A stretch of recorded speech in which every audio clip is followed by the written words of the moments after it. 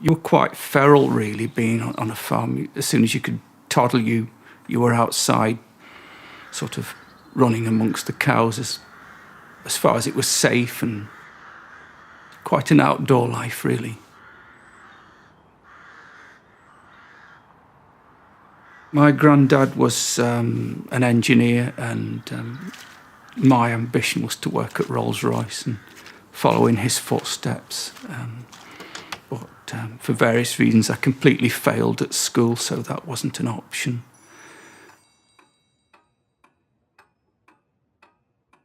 I think when you're young, you copy what other people do, particularly when you've got a strong father figure and he's running a farm. You know, there are ways to handle farm animals that you have to follow simply to get the job done.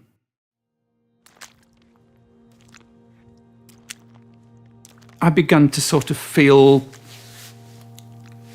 conscious of the fact that the animals had feelings, and sort of led to feelings of unease about actually eating them when we'd raised them. And you realise that they do have personalities and they experience the world. They're not just sort of robots that eat and sleep. I couldn't sort of disconnect that feeling of having to get the job done from the fact that they were individuals rather than just sort of units of production, or just more than a number, really.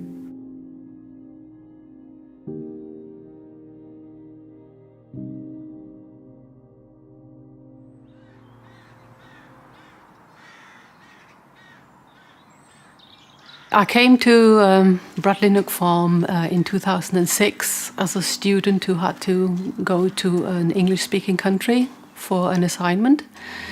And I chose to drop city life for 2 months and work on a farm. Jay was talking about how he doesn't like very much what he's doing with the cattle farming, and that he really would like to do something different.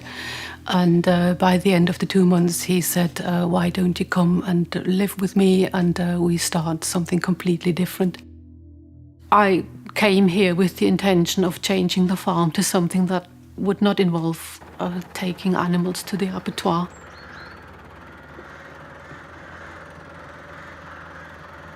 Taking them to the abattoir, which is what we often did being small farmers. We only had 1 or 2 animals to be slaughtered at any one time. You felt as if you were betraying them because you'd made friends with them, if you like. And so to all of a sudden, one day, load them into a trailer, something they'd not experienced before. And you knew that you were taking them to what must be a terrifying experience. It was soul-destroying, that's how it felt. It was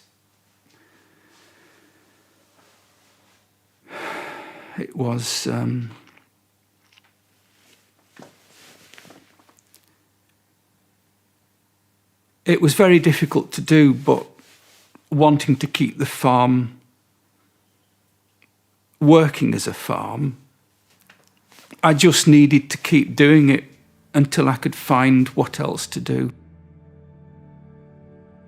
I had come 10 years ago to do something different with the farm, and for various reasons it had not happened yet, and I just wanted Jay to get to the position where he can do something different, because it is so obviously destroying him. Looking at Jay and seeing what being trapped in this kind of life did to him was quite painful. We often got so tense that we started having arguments because nobody could cope with the situation. I think I am more capable to harden my heart than Jay, just out of sheer necessity. I sort of had a more utilitarian outlook at, we have to do this and this is what we do, and if we don't do it, then we don't pay the bills. But,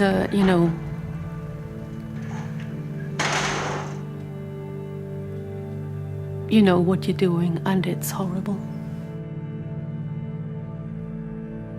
It became clear that we really have to find a solution. What we can do with the farm, to keep the wildlife on the farm, and to get out of cattle farming.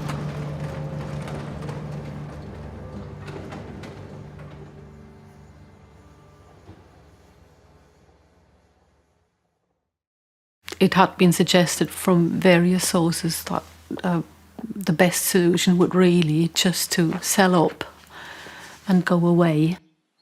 Selling up the farmyard and 2 fields and, taking the money for so many houses being built and walking off rich people was not something that we wanted to do. After my father died, I didn't have the excuse really of sort of keeping him happy by maintaining the farm as he wished. But I simply didn't know what else to do. At first, we installed a small number of solar panels, thinking that was a way to kind of offset the environmental impact of the farm. Then we tried to get planning permission for a wind turbine, but that was refused. Somebody told me that you can produce vegetables and crops without animal inputs. So you don't feel that you're implicating animals in your food production. And so, it sounded excitingly different and felt like the future. It was actually quite stressful to then quickly come up with details, seeing the architect and discussing things, what is possible and what do we have to do to get there, and to come up with some kind of plan so that we would not plunge into a complete black hole and, basically drop the farming and end up with nothing. We had the farm assessed, and we knew that we can do something different with the farm and it would be viable. When you're born on a farm, when your parents have farmed the farm, you want to sort of make things at least as good, I know it's a clumsy way of saying it, as they have been previously. You don't want to sort of feel that you've been responsible for things degrading and literally falling apart. Scary, because it seems so far out after a lifetime of animal farming to sort of say, okay, you can manage without any animals at all by vegan organic agriculture.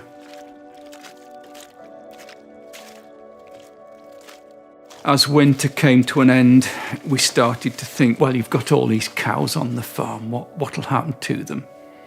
Will you send them to market or maybe send them to slaughter? And I said, well, that wouldn't be a good way to start vegan farming. We'll try and find them places at sanctuaries, but it'll take a long time. We've got to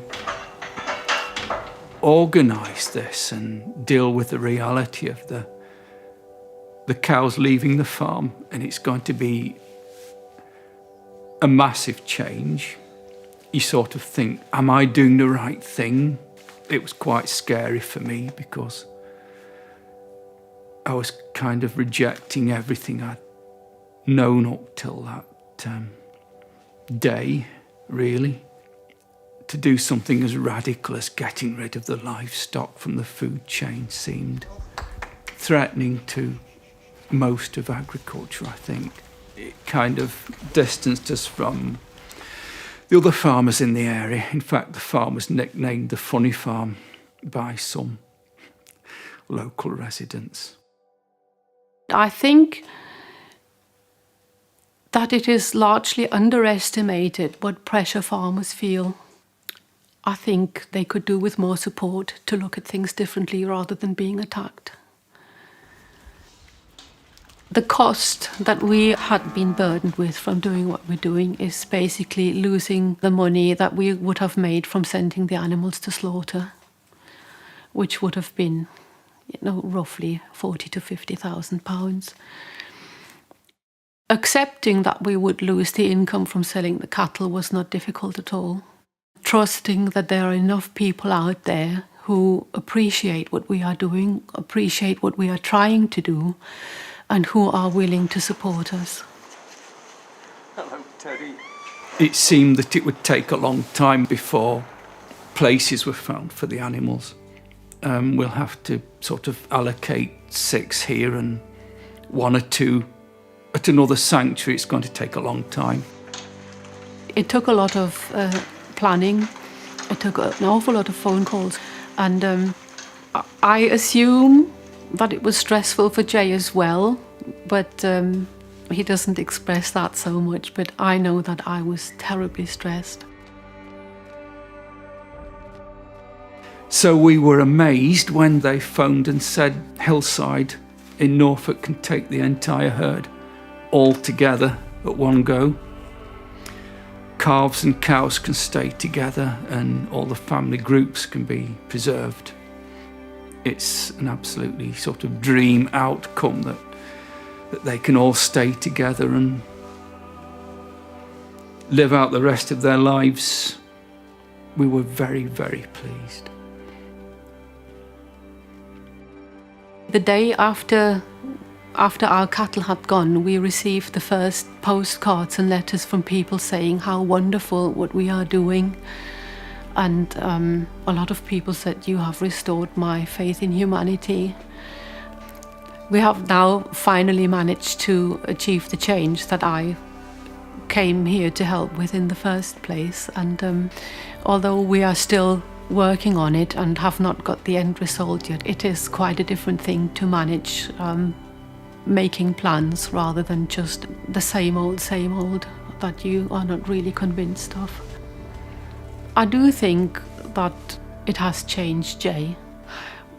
The biggest change is, I think, that he talks more about what he's thinking and what he's planning and what we're doing, and that is just so beautiful to see. I am not looking on how Jay is destroying himself, but we are actually working together to build up something that is really good and that we both are convinced of, and that is a good thing. That is a good thing.